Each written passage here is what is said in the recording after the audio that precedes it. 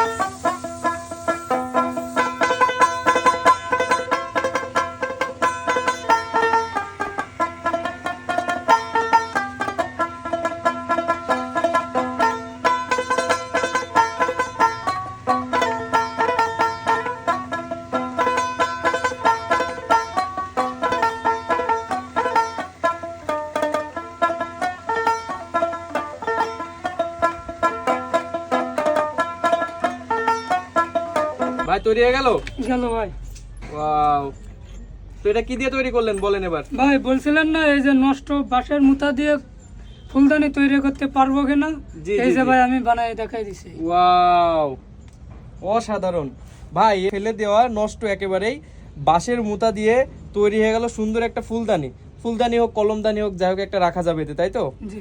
তো দর্শক দেখতেই পারছেন ইউনুস ভাইয়ের হাতের যে সুন্দর কাজ সেটা দেখে আমি নিজে অবাক হলাম, আসলে অসাধারণ।